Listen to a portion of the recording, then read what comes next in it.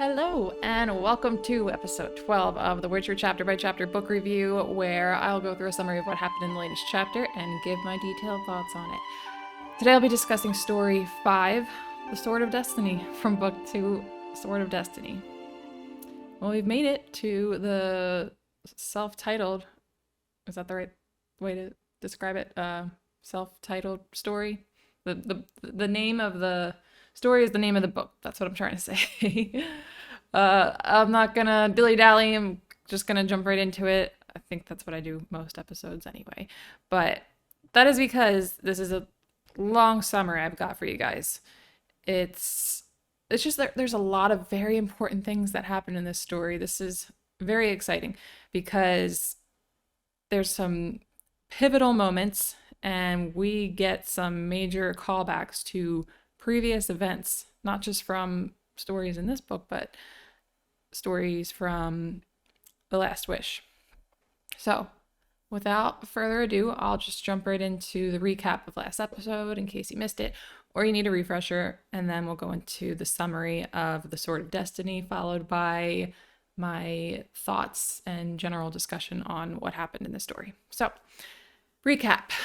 Last episode, Geralt and Dandelion were working in Bremenvord, where they came across Dandelion's old fellow musician friend, Essie Davin, who instantly fell in love with Geralt, who sadly didn't reciprocate those feelings. Right before leaving the town, they witnessed the Duke getting to be with the woman he loves, a mermaid who turned into a human for him. Geralt, Dandelion, and Essie traveled together for a little and then parted ways. Geralt and Essie parting ways for good, as it's disclosed that she passed away 4 years later from smallpox. Okay. Here we go with The Sword of Destiny. The Sword of Destiny begins with Geralt entering Brockland Forest on a diplomatic mission for King Venslav, seeking the Dryad ruler of the forest, Eithne, to discuss Venslav's intentions. Entering the forest, he discovers the body of a young teenager shot through the eye with an arrow, and shortly after discovers another body of a man also killed by arrows.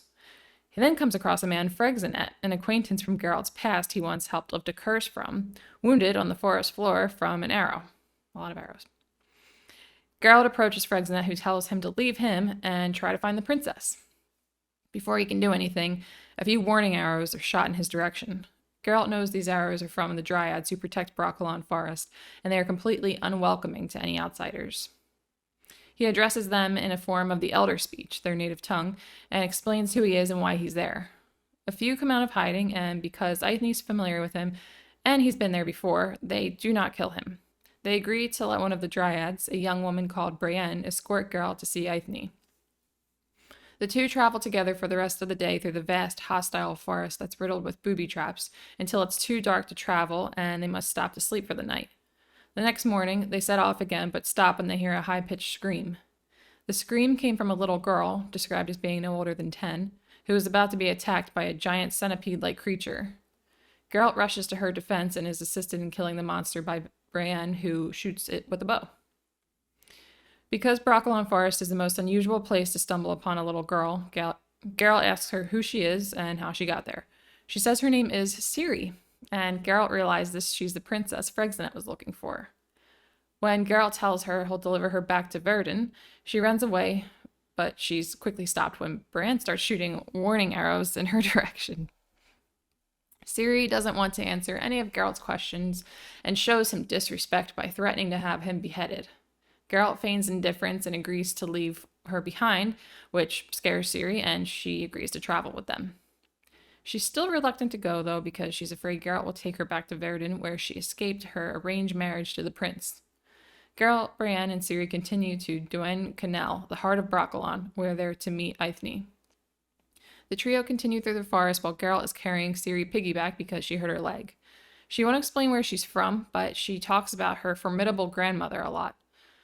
Once night falls, they stop to sleep, and Geralt tells the two a story about a cunning fox who meets a traveling cat and tells the cat about he could escape from hunters because he knows many ways to outwit them. But when the hunters arrive, the cat climbs a tree and is safe, but the fox is killed by the hunters. They continue traveling the next morning and eventually arrive at Duen Canal, where Geralt had to be blindfolded walking in so he wouldn't know the way into the sacred heart of the forest. There are many little homes in this area made out of trees, and Brienne takes Geralt and Ciri into one where the wounded Freixenet is recovering from his arrow wound. Ciri has the realization that they only blindfolded Geralt while walking into Duin Canal, and not her, and that must mean they plan to keep her there. She becomes upset, but she's interrupted when Eithne appears, stating that no one can escape their destiny. She has Ciri taken away and addresses Geralt, not very happy that he has come to the forest uninvited. He tells her that he came on behalf of King Venslav, but she already knows what the king wants and isn't interested in negotiating with him. But she agrees to hear Geralt out so he can collect his reward. Eithne then addresses Freixenet, asking if he's capable of conceiving children. He says he is, and that's all Eithne needed to hear before declaring that once he is healed, she'll have him stay for a bit longer. She invites Geralt to her tree later that evening and leaves the little treehouse. Geralt explains to a confused Freixenet what's going on. They're going to use him to conceive more little Dryad children and let them go on his way, and also that they're going to be keeping Ciri and turning her into a Dryad herself. Later, at Eithne's tree, Geralt finds Ciri cleaned up, sitting by Eithne, who is combing her hair. Eithne confirms, as Geralt suspected, she'll be keeping Ciri. He argues he'd like to return her home, but Eithne refuses. She says, similarly to Witchers invoking the law of surprise to continue their succession, the Dryads need more Dryads so that they do not become extinct and can continue defending Brockland Forest. Geralt directs the conversation to his petition from King Venslav. Eithne already knew, however, that the king wanted her to cede most of the forest to him and would leave her with a small portion that he would help defend. The forest ruler has no interest in submitting to his proposal, explaining that the Dryads have been defending and dying for the forest for hundreds of years, and if they gave any of it up now, all that would have been for nothing. Geralt counters by telling her that because of man's domination over the world, the forest will inevitably fall to the humans, and all the Dryads will eventually be killed, but Eithne still will not surrender. Before Geralt is about to leave, Ciri asks him to stay with her, when they give her the water of Brockland, which will erase her memory and cause her to have convulsions and tremors right after drinking it, the first part of the process of turning her into a Dryad. But when Ciri drinks the water, nothing happens. She's fine and doesn't lose her memory and declares she'd still like to leave with Geralt, and Eithne agrees. Geralt believes they didn't really give her the water of Brockland and that they're just letting her go. Eithne challenges this and asks Geralt to drink it. Turns out it was real, and he starts hallucinating. The first vision he sees is Princess Pavetta of Cintra, who Geralt met at a feast years ago and invoked the law of surprise on her and her lover Duny. The next thing he sees is her mother, Queen Calanthe, when he's telling her he'll return in 6 years for the child surprise. After that, he sees Yennefer, who's telling him too little and something more is needed. Finally, he sees Calanthe again, bleeding in damaged armor, telling him the Sword of Destiny has 2 blades, and that he's followed by death, but it cannot reach him, so it settles for those around him. Next thing he knows, he's waking up outside of the forest, and Ciri is there, saying she only just woke up beside him. Geralt admits to her his realization that he just came upon, something that she already knew. She is the daughter of Pavetta and Duny, and the granddaughter of Queen Calanthe of Cintra. So she's Geralt's child surprise. He tells her he'll take her back to Cintra, and the two set off on a path that Ciri is somehow sure is the right one. When they come across a fork in the road, Geralt now knows where he is and says they'll go a certain way, but Ciri doesn't think that way is safe. They go anyway to find that Ciri was right. They soon happen upon a felled tree, murdered merchants, and their horses. And then they're surrounded by armed verdant men who claim they were looking into this ambush done by the Dryads. Geralt lies to the men and says they're returning home to Brugge and that Ciri is his daughter. But when Ciri tells the men they were mistaken because Dryads love trees and would never chop one down, a fight ensues. Geralt demands Ciri to run, but like the cat from his tail, she climbs up a tree. The Witcher fights the men and is assisted by the Dryads in the nearby forest who shoot some down. A few are about to get away when the Skelligan druid Malstack appears on horseback and uses magic to create an impenetrable wall of tree trunks blocking their escape, and they also get shot with arrows. Ciri comes down from the tree for her reunion with Malstack. The three of them set off in the direction of Cintra. While camping during the night and while Ciri is sleeping, the druid and Witcher discuss Ciri and how Calanthe no longer wishes for her to marry Verdant's prince and how Geralt does not wish to take her with him. He says it's because he's not going to train a girl to become a witcher, but Malstack insists he at the least be her guardian. But Geralt, knowing that death follows him and not wanting to put her in danger, refuses. He takes off while Siri is sleeping, and before he gets too far, Siri wakes, runs after him, pleading with him not to go, saying that she is his destiny. And he just goes anyway. I left that out of what I wrote down. Yeah, he just keeps going. He doesn't say a word. So that's nice. Well, yeah, that was the Sword of Destiny. First, and probably one of the most important things, just a lot of important things, so maybe I shouldn't be ranking them. First thing I want to talk about is the story from The Last Wish, A Question of Price. So the events from that story have finally resurfaced.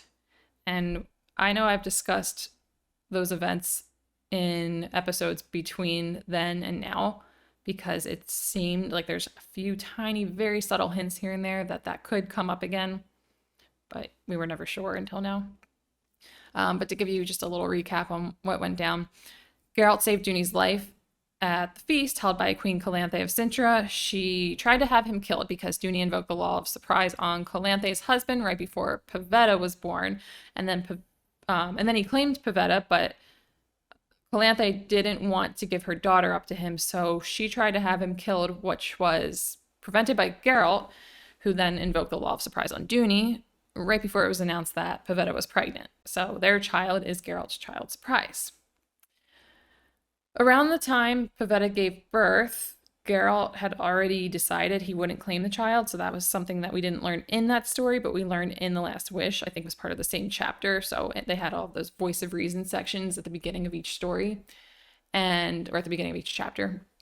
And I think it was the beginning of the A Question of Price chapter where Geralt is talking to the priestess Iola, and he says something about how he'll never go back to Cintra. So he never had any intention of actually claiming the child, but he ends up meeting her by chance in the story. Really quick, I left this out of the summary in case you did not know. Pavetta and Duny are now dead. They died when Siri was a baby. They drowned at sea. So that's pretty crappy. Big part of what goes on in A Question of Price is this discussion of destiny. So Calanthe tried to stop Duny from taking Pavetta, and Pavetta's powers exploded and almost killed everyone. I think it actually did kill a few people, and it definitely injured, I think, just about everybody. She interfered with destiny, Calanthe, and there were negative consequences until she agreed to honor the law of surprise. So that was something that happened in that story, was where she tried to stop destiny from working out the way it's supposed to. That's a weird way to describe that, I understand. And then something bad happened. So there is destiny at work in this story, bringing Geralt and Ciri together. It's exemplified throughout the story how dangerous Brockland is. And I'm still on the point about destiny. Okay, so I'm going to give some examples about how dangerous Brockland is, and you'll see where I'm going with this in a second. So Geralt sees a shot 15-ish-year-old boy who wasn't even in the forest. So they'll kill people who even get close to the forest. You don't have to enter. They don't want anyone in there. And they've got assassins or snipers, whatever you want to call it, posted up all throughout the forest too. So if they miss you before you even get in, they're probably going to get you once you get in. Even if they don't, there's many booby traps. There's also giant centipede monsters. Those are the only monsters we know about, but I'm sure there's more. But Ciri ended up there, and she survived all of that. She was about to get killed by a centipede monster, but she didn't. She made it pretty far on her own for a while without facing any of those threats until the centipede monster. Geralt was there, and she ended up there at the same time. Also, she drank the water of Brockland, and it had no effect on her, and then she was allowed to leave. So I think this is all destiny at work. I think that they're meant to be together. Like that the two of them are destined for each other, and that is how she didn't get killed in the forest. That's how they ended up there at the same exact time, which is pretty crazy because Geralt has been there in this story. That was his third time ever going to Brockland Forest. So it's not like he's there all the time, and it was likely he'd run into her if she happened to stumble upon the forest. So it's pretty important. The thing is, though, Geralt runs away at the end of the story. He's running away from destiny. And circling back to what I was originally talking about with the A Question of Price story, how Calanthe tried to interfere with destiny, it immediately led to chaos and something bad happening until she agreed. And I know that he already rejected it from the time before Siri was even born, but I mean, it basically presented itself to him, and he still is just like, no. So it's probably not good. So Malstack Returns. He was also in the A Question of Price story. That's why I didn't really give him any kind of introduction in the summary, because we have met him before. He's not a super important character, but he's a druid. He's from Skellige. He was visiting Sintra during that feast in A Question of Price, and Calanthe asked him to stay. So he basically became like, what's the word? Advisor. So yeah, he is basically Calanthe's magic druid advisor. He says to Geralt that it cannot be a coincidence that this is the third time their paths have crossed, meaning Geralt and Ciri. So the first one, just to give you some context and background, was when Pavetta was pregnant. I'm not sure when the other time was. So maybe that's something that we'll learn about later, perhaps. But this is supposed to be the third time that he's referring to. That's weird. Anybody can invoke the law of surprise, but normally when witchers do it, it's to make new witchers. So to that, Malstack doesn't think Geralt needs to claim her to turn her into a witcher, but just to not interfere with destiny. And I think I should apologize very quick because I am using the word destiny so much, and I'm hearing it now in my head. I'm thinking this might sound really annoying, but it's in the title of the story and in the book. It's gonna come up. So I'm sorry, but I'm not 100% sorry. I'm 85% sorry if it's annoying you. But what do you expect? I'm just kind of annoying myself. Maybe you didn't even notice, but now it's all you're gonna hear when I say it again. Sorry. Anyway, geez. Yeah, so Malstack thinks that it would be a good idea for Geralt to become Ciri's guardian, to not interfere with destiny, and then also because she's very comforted by him. Although Geralt is allowed to pass on claiming her, Malstack thinks that it's risky. He says if Geralt doesn't turn their bond into a normal, healthy guardian-child relationship, it may manifest in a negative and destructive way. I don't need to reiterate what I have already said about that.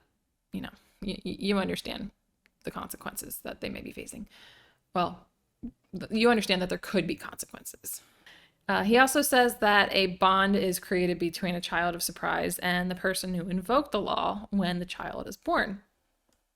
And that is pretty obvious in this story because Geralt and Ciri very quickly developed a nice father-daughter-like relationship. So he was threatening to discipline her, and he gave her food, and he gave her a piggyback ride when her leg hurt, and told her that cute little story about the fox and the cat. And they have this sweet banter back and forth, and he stayed with her when they thought that they were going to keep her and turn her into a little dryad. I understand Geralt wants to protect her from harm. He thinks death follows him, and she'll be at risk if he takes her with him. I think this was the first time that I got really pissed at him in this story. When he left her while she was sleeping. He didn't even say goodbye. And then he didn't even acknowledge her when she was yelling and crying out for him. Oh my gosh, that was awful. I mean, I think I see what he was doing, you know, like the whole, you know, just quickly rip the band-aid right off technique, try to make it less painful. But Nah, that was messed up. I wouldn't have done that. I'm a very different person from Geralt. I get it, but still, that was that was cold. He cannot have his own kids, Geralt. So I think that maybe being the guardian to his child surprise would be a good next path for him to take in life. And you know why? Because they have already, it's already been explained to the reader that there's not a lot of available work for Witchers. He and Dandelion once talked about him maybe becoming something else. Maybe that could be like a dad, like an adoptive father. I understand though that you don't get paid for that, so that might be an issue, but I don't know, maybe he could be a farmer and raise Siri on his farm. I don't know. I don't know about all the available work in this world. Like I don't know what kind of job prospects there are, but I'm sure he could figure something out. I just think that that could be a good next step, but this is just me putting in my 2 cents on what his decision should have been, and it doesn't matter because it ended up not being that way anyway. Also, if he did bring Siri along with him, it would have been a nice distraction from Yennefer, because he's still not over her. I'm not surprised. I'm not saying that he should have moved on by now, but I'm just saying he hasn't. We all know it. And it would be nice for him to have something else in his life to focus and to love. To focus on and to love and care for. But it's not how that went, so oh well. All right, I want to move on to this topic of the whole child of the elder blood. So there are apparently prophecies about children of the elder blood. There is no explanation of what this means, but Aithne kept referring to Siri as that. Usually, we're going to try to dissect it a little bit with all the information that we've been given, but we're still not going to get too far in figuring out what it means. Usually, elder in this world is referring to elves, so it might have something to do with the elven race. It might also have some meaning tied to inherited magical abilities. Ciri's mother, Pavetta, as you know, had natural magical abilities, and Siri seems to show some signs of having those too. She said it hasn't been anything like what we saw with Pavetta. Pavetta exploded her magic force and sent furniture and people flying about the room. There's nothing like that coming from Siri in this story. Maybe it will lead up to that at some point. I don't know. But we did see that she touched Geralt's medallion and it vibrated, and it only really does that when magic is present. And she also knew the direction on the road they were heading led to something bad. That was something that Geralt had a feeling she was going to be able to do. I don't know if there are any other examples in the story of her showing any signs of having, or like possessing magical abilities, but those two alone are enough to prove that something's going on there. And that's what I'm wondering, if maybe that is what the child of the elder blood means, because my understanding, at least up to now, is that people like Yennefer, or what was that guy's name? Istrid, her former lover, they had to go to school and learn magic. They weren't just born with those powers, I think. But somebody like Siri and Pavetta seem to have just been born with it. Maybe we'll learn more about that later. All right, the next thing I wanted to dive into a little bit was a discussion around the Dryads and Brockland Forest. We've known nothing about that until this story. So Brockland Forest has belonged to the Dryads for many, many years, and they savagely defend it. I've already talked about that a little bit, but Man's expansion, as we already were pretty familiar with at this point in the whole Witcher series, it sees no limits, and they want to use the resources and the space that the forest could supply if they could manage to take it over. And Geralt is certain that they will someday. He says to Aithne that only those who assimilate survive. King Erevel of Verdun is actively trying to influence public opinion and gain support from other monarchs into taking down the Dryads. And we see that from the staged merchant ambush. The Dryads are dying out, and they don't have the ability to make new ones that aren't part or mostly human. So that means they're going to have fewer soldiers left to defend the forest. And Geralt believes those defending it will be killed. This is why he tries to convince Eithne to submit some of the forest to King Venslav. She don't want to do it, though. So we're left wondering if this will come up again in the future. It could be an important plot point later down the line. It could have just been to create more context for the story, or sorry, not more context, more content for the story, just to give you something else to read about. But either way, it's a problem. It's just, we have gotten to see how the humans work in this world, and they're not all terrible, but there are a lot that just have taken over the world. And we've seen it with the elves, like they push them outside of society, and then the ones that still do live among them are extremely discriminated against. We know that happens with dwarves too, and halflings, and maybe there's something else I'm forgetting, or maybe just don't know about yet. But the Dryads of Brockland Forest are definitely not an exception to the human lust for domination. So my next point is just kind of a quick thing, but, well, it's not really, I guess. So it seems like it's going to be, but then it kind of ties into the whole Siri thing. So Fregzanet, the guy that Geralt lifted the curse from years back, he's in the forest, he's wounded, he was trying to get Siri, and he's going to be kept there to be used to create more Dryad babies. He says that war with Nilfgaard is looming. Never heard anything about this until now. So, yeah, no other details are shared regarding this. But I mean, the word war doesn't sound good. I wonder if Sintra is about to be at war with another country, and then Siri will be put at risk since Geralt didn't take her with him. I can back this up with Calanthe, her attempt at creating a marriage alliance with another country because of the threat of war. So it seems like she has a reason to believe they're threatened. I don't remember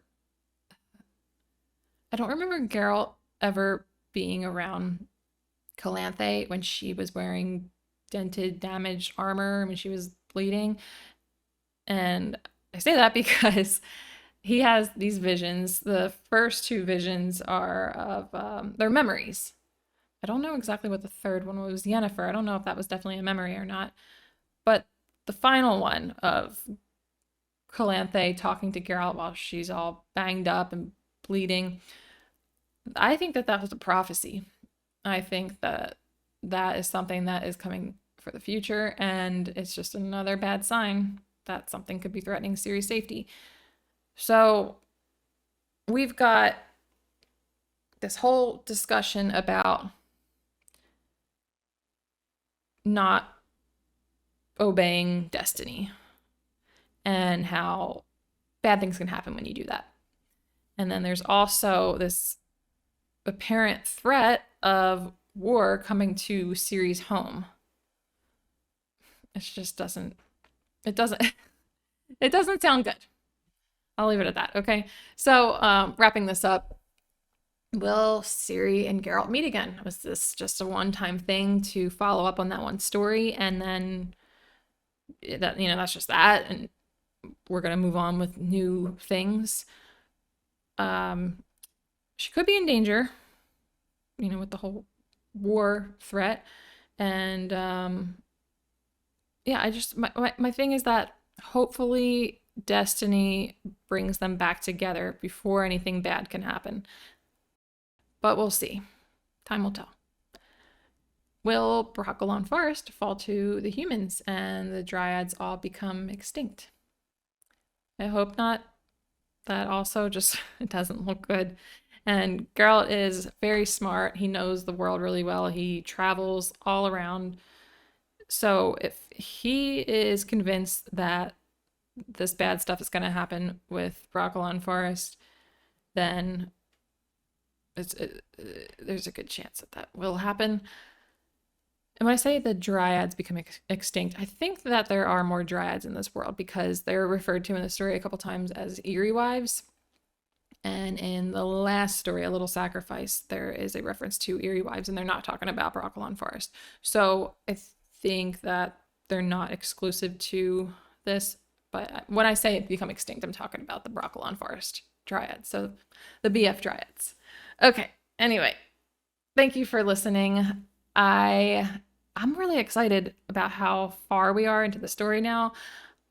As you know, I love talking about this stuff, hence the podcast, but I don't want to wish away all of these stories and chapters because I'm enjoying it, but I'm also just really excited that the story's moving along and that we are now on a story that references back to another story, that it's not just all like, I always have a hard time describing this. If you have listened consistently, you know how whenever I'm trying to describe the short stories, I always just hurt myself. But you know what? I'm not even gonna bother. You know what I mean? I am beating a dead horse, so I'm just gonna I'm gonna quit while I'm ahead. All right, yes. Thank you again. And if you didn't know about all of the places where you can listen to this, it's available on YouTube, Spotify, and Apple Podcast, all under the same name, Sam Fiction and Fantasy Fun. YouTube, you can watch and you can listen to me talk about it, whereas on Spotify and Apple Podcasts, you can only listen, but you do you, it doesn't matter. I just appreciate you listening at all. So yes, thank you again and goodbye.